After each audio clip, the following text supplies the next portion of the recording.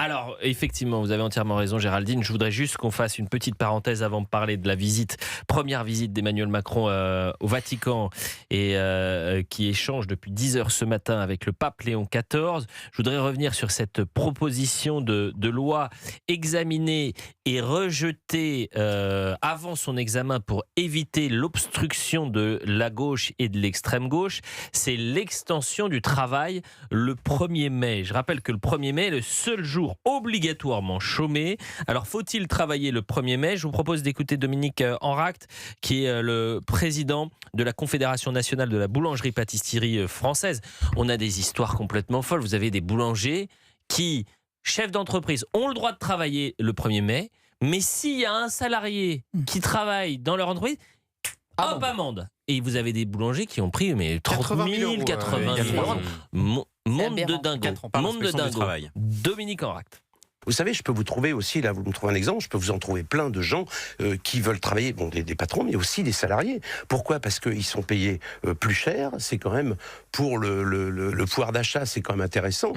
Vous savez, le travail n'est pas un gros mot. En boulangerie, on a 11 jours fériés qui sont déjà dans les conventions collectives. Si vous voulez, quelqu'un qui rentre dans la boulangerie, bien souvent, sait qu'il va travailler ou il a le choix de prendre des samedis, dimanches, etc. Vous imaginez un pays comme la France, 34 000 boulangeries fermées le 1er mai, avec des endroits touristiques où il y a 100 000 personnes, ça va être un scandale. Et Géraldine, vous avez dit quelque chose. Oui, pour le muguet. Bah on interdit les fleuristes d'ouvrir le 1er mai alors que le muguet se vend dans la rue. Mais c'est fou. Alors, vous avez 30 secondes, cher Benoît Perrin, économiste, directeur général de Contribuables et Associés, pour nous dire à quel point il faut libérer le travail le 1er mai. Alors c'est simple, pour relancer la croissance, vous avez deux moyens. Soit vous travaillez mieux, soit vous travaillez plus. C'est aussi simple que ça. Travailler mieux, ça se fait pas du jour au lendemain. En revanche, travailler plus, il y a des décisions qui peuvent permettre, presque le lendemain justement, d'avoir plus de personnes au travail, ou en tout cas de permettre à ceux qui veulent travailler de le faire. En France, le principe est simple, vous avez 11 jours fériés. Pour tous les jours fériés, les employeurs peuvent effectivement imposer à leurs salariés de travailler sans forcément d'ailleurs une augmentation de salaire, ça dépend en fait en gros des conventions collectives. Et là, pour le 1er mai, c'était en quelque sorte la dernière exception, c'est-à-dire que l'employeur ne peut forcer son employé à travailler. Et c'est vrai que des jours comme le 1er mai, où tout le monde, en tout cas une grande partie des Français, vont acheter du pain, vont acheter des fleurs, donc se tournent vers des commerces de proximité, parce que justement ils ont le temps, et ben c'est absolument incroyable que dans un pays qui souffre cruellement d'un manque de travail, eh bien on ne permette pas aux gens de travailler. Et il faut rappeler quand même que le 1er mai, en plus, les salariés sont payés double. Payés double. Olivier Faure qui dit « Ils veulent tuer le 1er mai ». Voilà la formule d'Olivier Faure. Et ça hurle à l'Assemblée nationale. Gérard Carrérou. Écoutez, vous vous étonnez alors que nous sommes le dernier pays communiste d'Europe. Oui, c'est fou.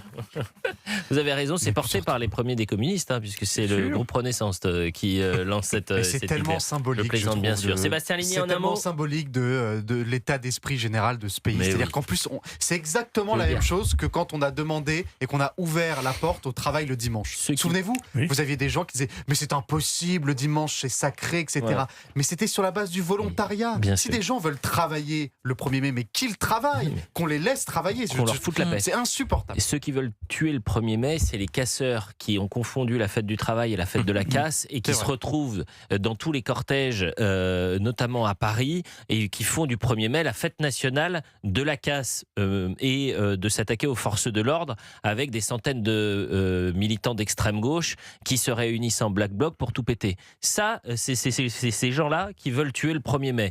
Mais ceux qui, boulangers, fleuristes, se disent « Tiens, j'aimerais bien bosser ce jour-là parce que pour le chiffre d'affaires, ça peut nous aider », c'est pas eux et c'est pas les députés qui ont écouté la volonté de ces entrepreneurs-là qui veulent tuer le 1er mai, à mon sens.